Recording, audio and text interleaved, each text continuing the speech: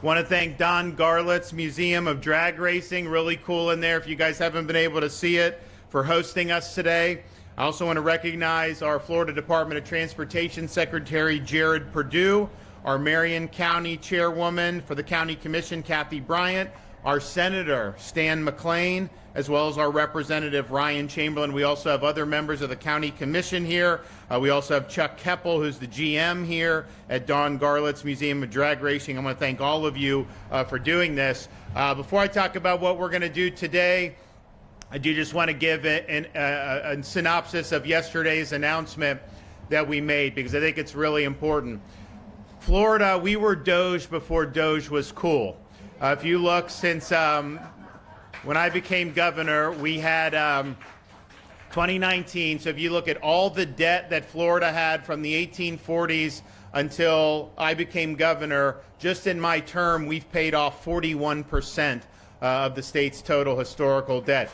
Could you imagine if they did that in Washington?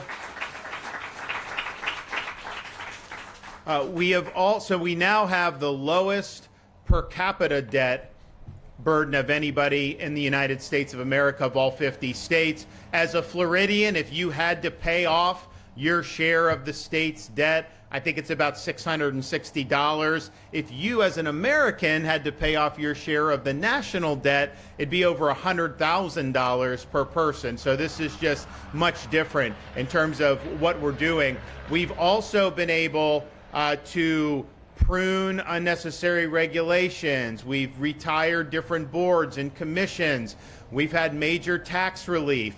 This year, our current fiscal year, we actually have a budget that spends less than the year before by billions of dollars. When have you ever seen people actually reducing spending?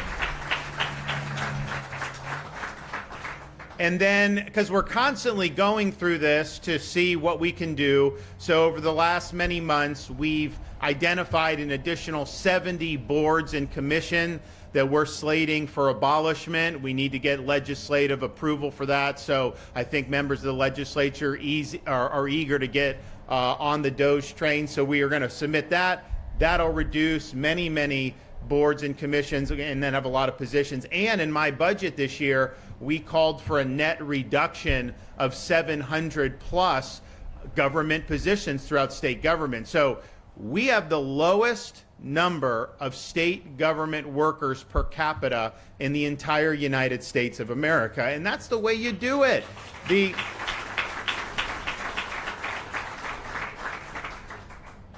If you talk to people that move from New York and come to Florida, and just for the record, I'm not asking anybody to move to Florida. We've got a lot of people. It's not always easy to accommodate, but it is a free country, and you got to take it as it goes. People vote with their feet. But when people come from New York, so New York State, we now have millions of more residents than New York State does. They used to have way more people than we do. We were kind of similar for much of maybe the last decade leading into the 2020s, but now we have millions more folks than they do in New York. And yet, even with millions of more people, our budget is less than half of New York State budget. Yet, would you rather go to the DMV here or there? Would you rather drive on our roads or their roads? I mean, it's just crazy how much it costs, and they tax people to no end, and so it's really a vicious cycle. So we showed less than half the budget, millions of more people, yet deliver services that are better, deliver education, all the things that you want to do. So don't tell me that this can't be done. It of course can be done. And meanwhile, while we've been doing all of that, while we have the smallest government per capita, while we've reduced the debt, cut taxes, even reduced spending year over year, we have made historic investments in things that really impact the quality of life of Floridians. One of the things that we've done is major billions of dollars in increase for education and teacher salaries and scholarships for school choice.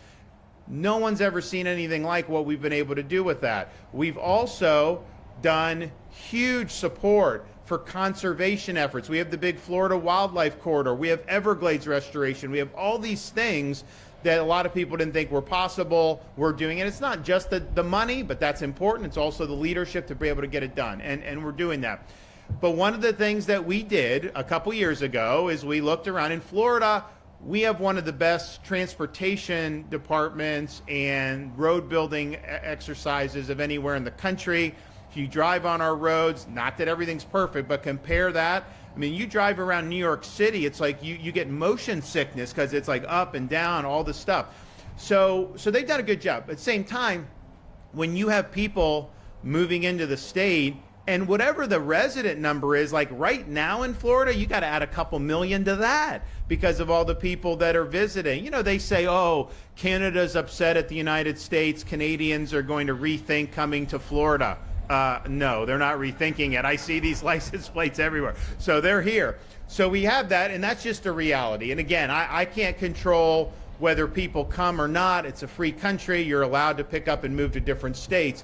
So we have to figure out, okay, what do we need to do to support this and to get ahead of it so we're preserving or improving the quality of life. So we launched a program a couple years ago called Moving Florida Forward. Because we had such an enormous budget surplus, we were able to take many billions of dollars, plow it into our current transportation program, take projects that weren't even scheduled to start till next decade, immediately infuse those with cash, start them as soon as possible, and then deliver the final result 5-10 years ahead of schedule.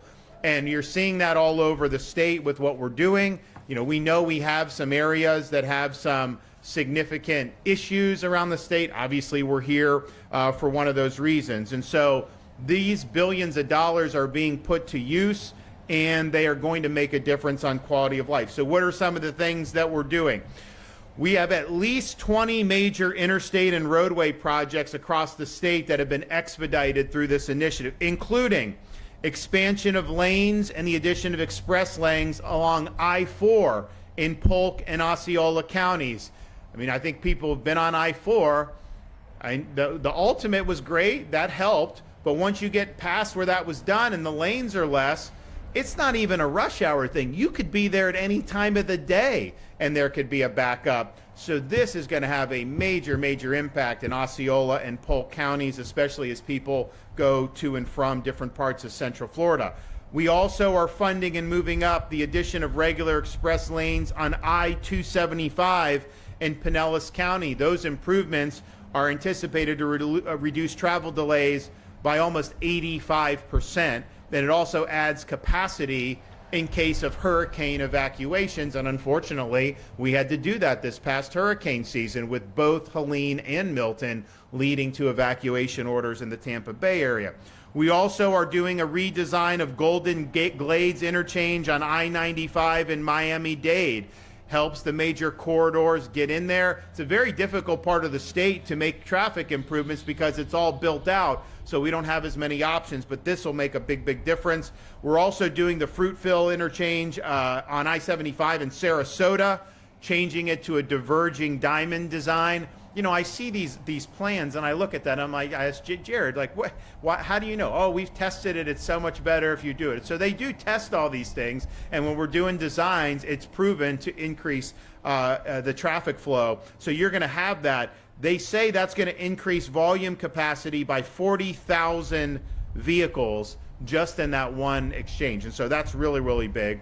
We're also widening US 98 in Bay County. We want to provide better access to Panama City Beach as well as the business. The Panhandle, unbelievable the amount of people that have moved there in the last 5-6 years. I mean, I remember during COVID, you know, we obviously wanted everyone to do what they wanted, but some local governments were difficult at first. I eventually just wiped the slate clean in the summer of 2020. But, you know, you go to like Memorial Day of 2020, we were 2 months into COVID. If you were in like Fort Lauderdale, they tried to have different things. You were in the Panhandle, you didn't even know COVID existed. I mean, it was just like a normal thing. I had people, Texas, Louisiana license plates, Mississippi, Alabama, Georgia, all converge on the Panhandle, on 30A and all these places. It was unbelievable. And their summer of 2020 was the best summer for them in terms of revenue. This is in the height of COVID That was the best that they had ever had in the history of the Panhandle, and it's only grown since then. People there, they want to move there. It used to be kind of people knew about it. Now you have people all over the country that know about it, so this is really going to be important for them. We're also realigning US 301 from County Road 470 to Florida's Turnpike in Sumter County. That as an anticipated reduction in delays during peak hours of almost 94%. So these are things that are really significant. When you're doing groundbreaking now instead of in 15 years, that obviously is a big win for people. And some of these places like Champions Gate off of I-4, you can have really big bottlenecks. To say we'll get around to it in like 2034 when it's already intolerable now, and we had the means to do something about it, wasn't acceptable. So we decided to do it, and we're really looking forward to do it. So our total investment in infrastructure over the next 5 years is going to be almost $70 billion. And again, that's reducing congestion, improving safety, and addressing the future needs. Which brings us to today. I think people that travel around Florida and have a good knowledge of everything know where some of the pressure points are. And I think that both tourists and residents alike have seen what you can have in the way of traffic on I-75 here in the Ocala area. You can have major backups, standstill traffic, and again, that's not necessarily just limited to rush hour. That can happen at any time of the day. This is one of the most used, if not the most used, tourist corridors. 15% of all visitors to Florida come down I-75 from Georgia. We also have major freight that's moved across I-75. And as we saw again this past year, I-75 is essential for hurricane evacuations. During Hurricane Milton, we implemented emergency shoulder use on I-75 so that people on the West Coast could evacuate quickly and safely, and we were able to safely evacuate millions of people out of harm's way. Now, on evacuations, we always stress you don't necessarily even have to get on an interstate. There's usually shelters within your county, but we know people want to get out of Dodge, and so that's what happened. And so they look at that. People always ask, every time we do this, we open the shoulder, and you do that at once the traffic gets to a certain level, you open the shoulder, because there's a little bit of risk in that, so you don't do that willy-nilly, and want people to be safe, you do it. People will always say, are you going to do contraflow where you shut down going south so everyone can go north? No, it doesn't work. This has been studied. They've done it. There's safety issues to it, of course, but it just doesn't work. And you also need to flow both ways because as you may, as a resident, want to evacuate, we are bringing in first responders to go into the eye of the storm to be able to respond. Our utility workers, all these things. Heck, in the Milton, we had major flooding in Port Manatee and Port Tampa Bay, and it knocked out their operations for a couple days. That's where a lot of the gasoline comes in. So we set up like these mini gas stations around the west coast of Florida. People could come in and get free gas, get in the line with these massive tankers. And it's like, okay, we had to fill a need, we'll do it. But the reality is we bring a lot of stuff in.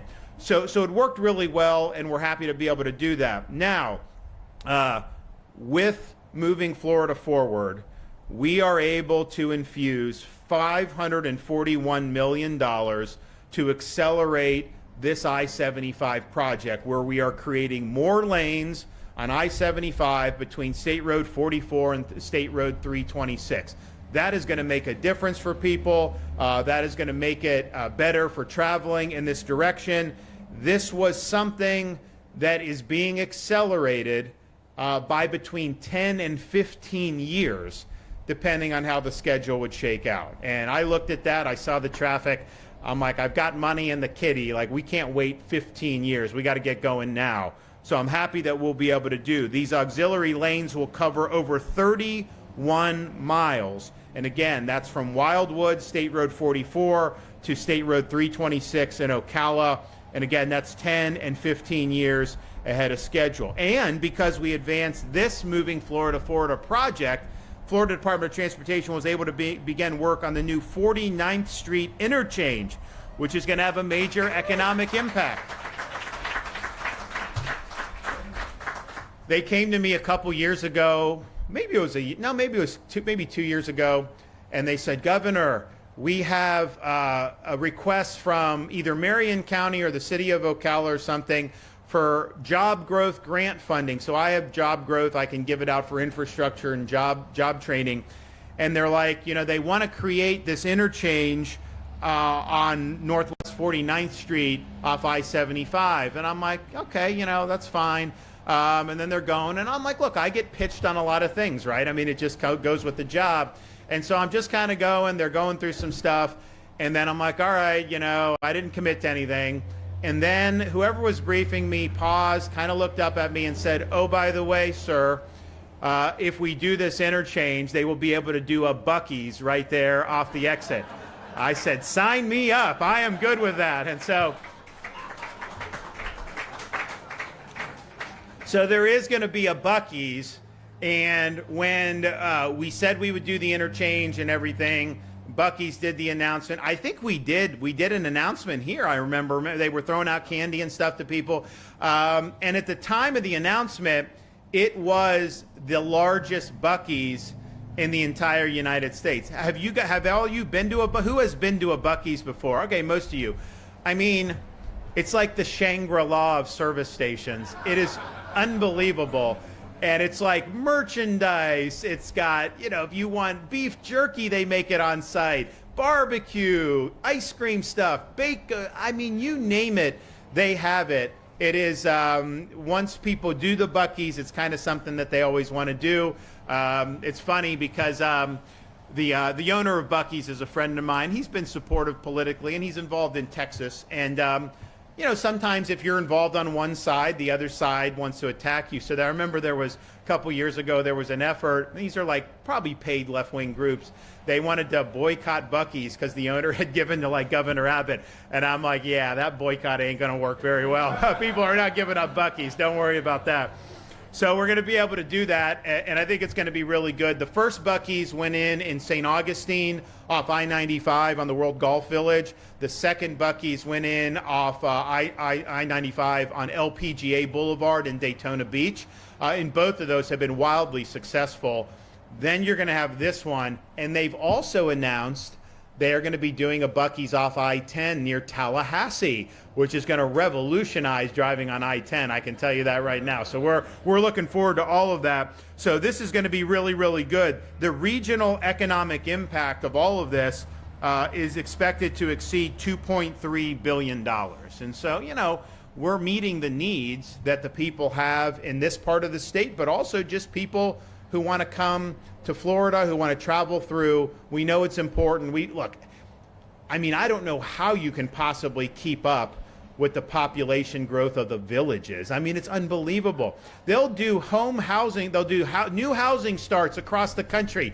And there'll be places that are kind of booming, and then the villages is like this, but they're always number one. It's like nonstop boom, and they have Marion, they have Sumter, they have Lake, they have all kind of places around there. And so it's just a lot, right? And it puts stress on infrastructure. So we're responding here. We're going to hear from some other folks in a minute. And then after that, I'll probably take a few questions. Then we'll go over and we will actually do the groundbreaking of this project. And so I just think it's important to reflect. This groundbreaking would have happened in like 2035 or 2036. Had we not done our Moving Florida Forward initiative. And part of the reason we were able to do it is because we've had a strong economy, we've been wise with your money, we generated big surpluses. And I was actually to the point we're like cutting billions of dollars in taxes, we're paying down debt, and I still got all this money. And we've quadrupled the rainy day fund almost since I've been governor. We've got plush reserves, but it's like, okay, if you're gonna have to do these projects anyways, we know we're gonna spend the money, why don't we just do it now and actually get it done so that people can benefit? So thanks for everyone that's been involved in this. I think this is a really monumental day for the state of Florida. This is only one of many projects that have either already broken ground or will soon break ground, and many projects that will be completed, not just ahead of schedule, but 5, 10, even 15 years ahead of schedule. That is something that as a taxpayer of Florida, you should be proud of. Okay, Jared Perdue, Florida Department of Transportation.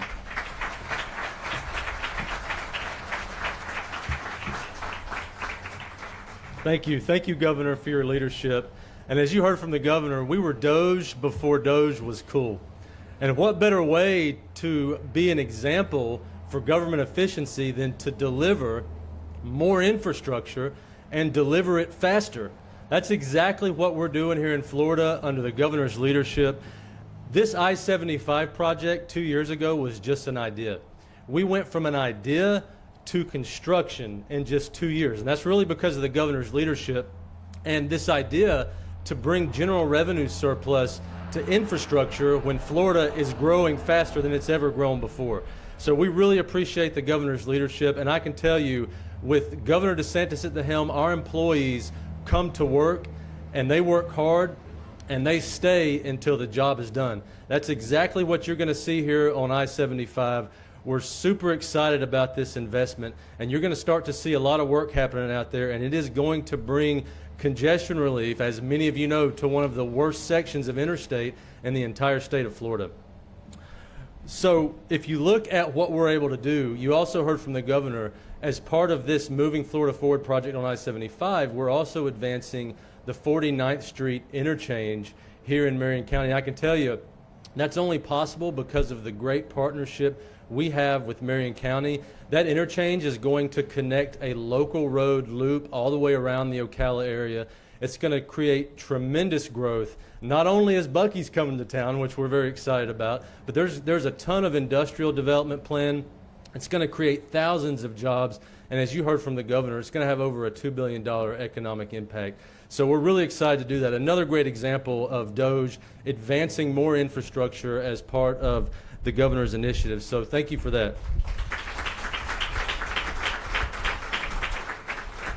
If you look at this project specifically, it's nearly $550 million. The construction duration will be 3 to 4 years, and we are adding an additional lane of capacity in each direction on I-75. And this is the biggest problem you have, especially even if you just have a stalled out vehicle on the shoulder. It can create a 10, 12, sometimes 15-mile backup. I know many of you have been stuck in it. I've been stuck in it many times myself and wondered, I wish I knew somebody who could fix that. So we're excited about that. 3 to 4 years, construction will be done. You're going to see huge relief here in the Marion County area, and it's going to be great for the entire community. So thank you, Governor, for your leadership. Okay.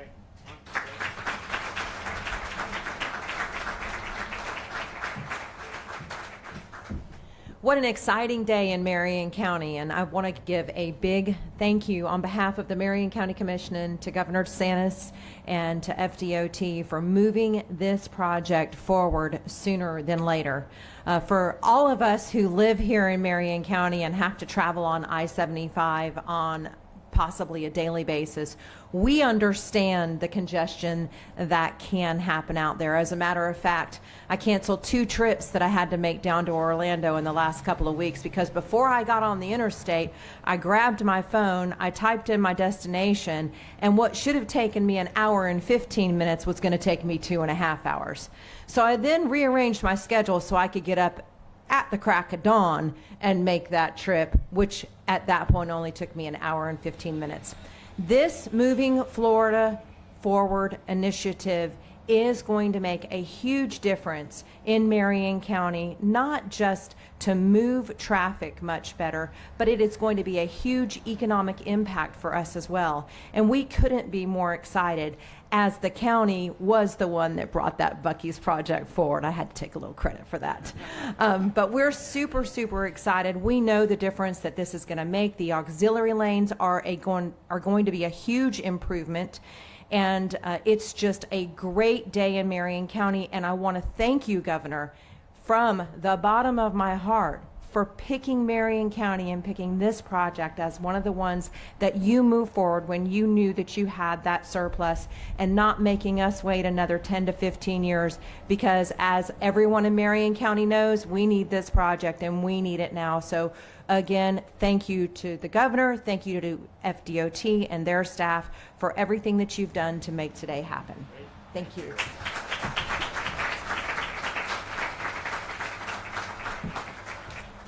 Well, good morning. It truly is a great day in Marion County, home of thoroughbred horses and a little stretch of I-75 here that we all know has had some challenges over the last several years, and certainly It's been a choking point for folks going north and south, and it's one of the questions that I get asked a lot by my colleagues and other folks even that work in state government. They say to me, they says, Senator, when are you going to get I-75 fixed so we can get back and forth? And so Governor DeSantis, I applaud you for the recognition that a strong, well-functioning transportation network creates prosperity and drives economic development. I appreciate the leadership and vision in crafting moving Florida forward, the initiative. Secretary Perdue, to you and your team, who I have seen the governor tell you many times, get faster, and you guys respond in the right way. And so it's going to allow this section of I-75 to be completed way ahead of schedule.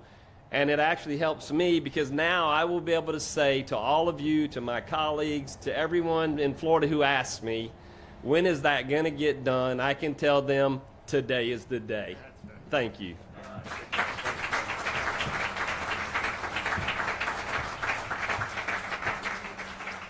So I want to thank everyone that's been involved in this. We did this a couple years ago, so I think it was the legislative session, maybe 2023, where we worked with them to get this teed up. We had to make some adjustments in 24 to make sure everything was good, but we've been off to the races on all these projects. It's really exciting. You know, we also did stuff when COVID hit. You had companies like the white collar people, a lot of them were work from home. Now, we never, said work from, people could, do what they want. Now I think like people need to be in the office, but at the time, there were a lot of people that were opting to do that. So the traffic really went down on our roadways, and so we accelerated things like I-4 in Orlando, some of these other things, because you could close more lanes and it really wouldn't make as big of an impact. And so as other people were kind of cowering, we're like, we're going to use this opportunity to really move some projects forward, and those projects have been very, very beneficial. It's been very helpful to see some of the stuff that's happened in different parts of the state. So thanks to everybody that's been involved. Appreciate our legislative partners, appreciate FDOT, appreciate everyone that helped bring this to fruition. Okay, I can take a few questions and then we're gonna move and then we're gonna do this. So yes.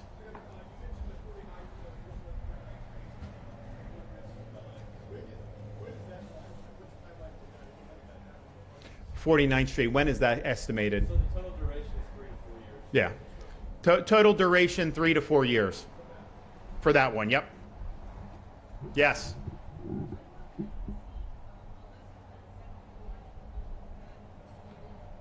Soon. Yeah, you'll see them soon. I had mentioned in my opening comments, I talked about it in our press conference yesterday. Florida, for whatever reason, has created over the years all these boards and commissions, and it's like I got to appoint people to all these things, and you got thousands of this stuff, and it's like, okay, do we really need a board for some of this stuff? We have abolished some boards already. We did that as part of our occupational licensing overhaul in 2019. It was barriers to entry for people. We wanted them to be like, you shouldn't have to get a special license if you want to be a hair braider. You can either braid hair or you can't, right? And so it's like, let people do it. Let people apply their trade. So we got rid, it was just things like that that were really antiquated. So we did. Now there's also other things that are in law that just haven't been used. There's other things that are just ineffective. There's things that are unnecessary. I mean, there's certain professions that may have some needed regulations, but that could be done through our existing agencies. You don't need a separate board to do all that. There are other boards that have already served their purpose. Maybe they were tasked with producing something. They've done that, and they should be sunsetted. It's not, Ronald Reagan said the closest thing to eternal life on earth is a government bureau.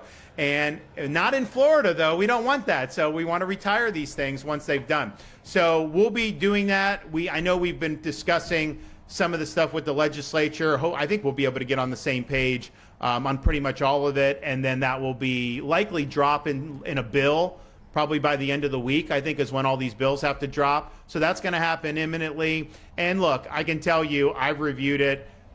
Anything that you would think is vital will be done by existing executive agencies. It's not like if there's something that's important we're not going to do, but we think it may be a redundancy. There's other things that clearly aren't adding value at all. There's other things that have already run its course. So, but I know that, They'll do 70. The media will try to find one or two, and they will try to make you think it's so bad and everything like that. Well, you see what they're doing with the Doge stuff and how they're trying to treat all that. You know, it's interesting. They say Doge is going in, people are getting laid off, these employees, and then the media is very sympathetic to them, which I would be fine with, but they were not sympathetic, the legacy media, when people were losing their jobs in other states because they didn't want to take a COVID shot. They were not sympathetic to the members of the military that got kicked out because of that ridiculous mandate. They're not sympathetic to people who were working on the Keystone Pipeline when Biden mothballed that. You don't hear those sob stories. So, you know, this is all just part of a narrative. At the end of the day, what they're trying to do is they want to defend having this fourth branch of government, this bureaucracy, and they want it to be that they don't think it should matter who gets elected. The bureaucracy should just do whatever the hell it wants. That wasn't how our Constitution was designed. Our Constitution was designed to have a legislative branch who you elect those folks to the House and now to the Senate after 17th Amendment. We have a judicial branch, which is the weakest of the three, but it serves a limited but important role. And then the executive power is lodged in the president. So these agencies report to the president, and if you have bureaucrats that are not willing to carry out the president's policies, the president has every right to show them the door. And especially in the military, he has every right to show them the door. That's how our system was designed. We've gotten away from that because I think if you think it, like if you're on the left, it's like heads they win, tails we lose. If they win the White House, then they can have policy implemented. But if they lose the White House, they have this permanent bureaucracy that continues to implement those same policies that the voters rejected or tries to sabotage the duly elected, usually Republican president. We saw this during Trump 45 really, really aggressively. And then you'll hear, so the president removed the chairman of the Joint Chiefs of Staff. They removed some other senior military leaders. I think the chief of naval operations, some others. And you hear like bedwetting in DC media. Oh my gosh, he's doing all this. First of all, Obama removed hundreds of generals and admirals when he was there. But they have this idea that, oh, the president is trying to remove institutional resistance to his policies amongst the military. The military officers have no right to indulge in institutional resistance. They are pledged to support and defend the Constitution, so obviously the directives have to be lawful, but if they disagree with a policy, they have no right to try to sabotage that policy. And if they're not able to carry out those policies, then they should just find another line of work. That's the way the system works. If you believe that unelected military officers should provide institutional resistance to the duly elected president just from carrying out his job, then you would not be somebody that the founding fathers would have appreciated, because they were very concerned about military being superior to civil authority. They wanted the military always to answer to civil authority. And when president has policies, some of his policies are going to conflict with what the DC foreign policy blob wants. And I think there's a mindset up there that you can't do that. And then if someone tries to do that, even if they were duly elected, that you somehow, as an unelected member of either the military or some of these other agencies, have a right to try to kneecap it. That's not the way it works. And so when you see them going in and making personnel changes, one, constitutionally valid 100%, also removing some of these other folks in some of these other agencies that's now working its way through the courts, ultimately those are going to be found to be valid uses of Article 2 power as well. I mean, we can't have a situation where you have agencies that are able to just be free agents. That means your liberty is not protected. We elect one president to oversee all that. That's who these agencies need to be accounted to. All right, yes, one more.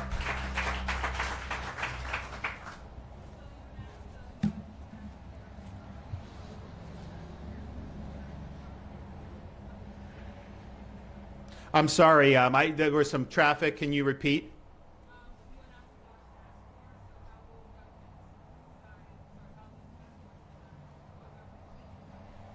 Okay, so the question is, how are we going to decide what's necessary, what's unnecessary? So With the state agencies, what we've been doing this anyways. So for example, we police every contract over a certain amount, and if there's any DEI or anything slipped in, we stop it.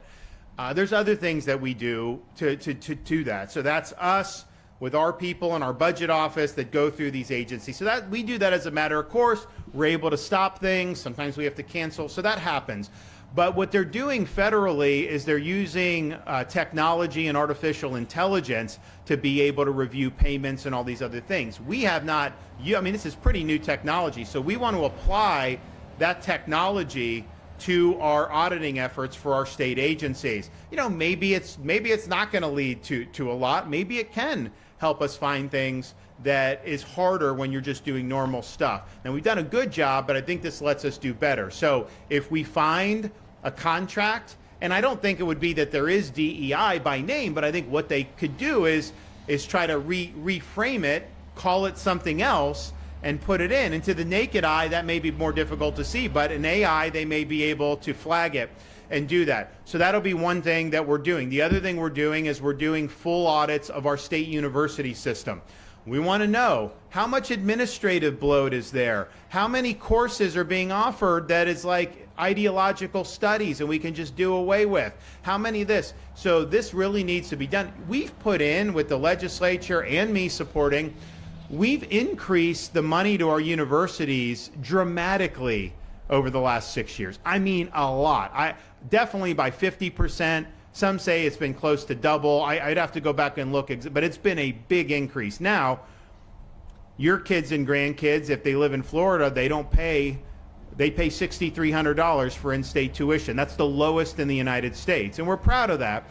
Bright Futures, you can pay 0 or 75% off, depending on where you do. We even have the ability for out-of-state students to qualify for in-state tuition if their grandparent is a Florida resident. Now, they have to be good students and meet certain things, but that's a great perk. So we're happy to offer all that. We're happy to have not raised tuition, and we've provided funding, and our university's done well, but we need to make sure that we just don't have bloat run amok. And the one thing I know nationally, and maybe Florida has avoided this, we're going to find out, but if you look when they started really pumping in a lot of student loan money decades ago, it didn't increase the quality of the education. What it did is, if you look at the administrative bloat, as more loan money got put, that more administrative staff. Now, I don't think those administrative staff are increasing the academic experience. I don't think that they're helping students learn better in the classroom. I think it's tangential items. And so we want to look at that. We also want to look at, we were the first state in America to abolish DEI in our public university systems. So these offices were disbanded, but I want to know, where did those employees go? Are they burrowed into other things? Are they doing DEI under another name? If that's the case, you have a right to know that, and then we have a responsibility to end that. So I think the universities is going to be really, really significant, and we look forward to doing that. And then, with my executive order, they are going to be conducting audits of local governments based on publicly available information. But I also think that we want to have, and it'll be like for a year, not forever, but like an ability to go in and audit. I mean, I look at some of these governments, whether it's Alachua, Broward, some of them, you've got a lot of problems with how these things are being managed. And people are being taxed to high heaven, particularly with property taxes, which is another thing we're going to give relief on. Because, you buy a home for $250,000, and then 10 years later, someone assesses it at $800,000. Even if you have homestead, you're still paying more. It can't protect you against all that. So people are really getting pinched by the property taxes, and especially elderly on fixed income. It's like they bought land, they bought a house. Many of them just paid off a mortgage because they didn't buy their home outright. And so now they're just living in freedom, except they have to cut a check to the government every year, just basically paying rent to live on their own property. And so that has really pinched a lot of people. People need relief from that. Now, we can't just do that through normal legislation. We would need to put something on the ballot for 2026. And so we're working on that. And we're doing analysis studies. We're doing all that. But I can tell you there's going to be something on the ballot that is going to give Floridians an opportunity to vote themselves relief from what property taxes have done to them. I think it's really, really important, and I think it's part of a whole 9 yards. But, you know, some local governments are better than others. I can guarantee you, I can show you examples in Florida where you've had a massive increase in spending over the last 6 to 8 years, but not necessarily an increase in the services provided in a meaningful way. And again, it varies by different counties in the state, but I do think it will be helpful for folks. And you know, what I found is in certain parts of the state, you know, the media is more partisan left, so they don't really even cover some of this stuff that has to do with local government for some of these areas, which I think is a big mistake. So we're going to have Doge. We're going to be able to make a difference. So there's going to be a lot. And so on the initial review, we put out that they're already exposing some of this, you know, $777,000 for equity training or something like that in this county. It's like, okay, do you want to pay property taxes to fund that training? There's other things that are done, and you just kind of scratch your head. So I think people are sensitive to how government spends money right now more than they have been in more recent years. Lord knows, I mean, COVID was a massive gusher. There was a lot of waste there.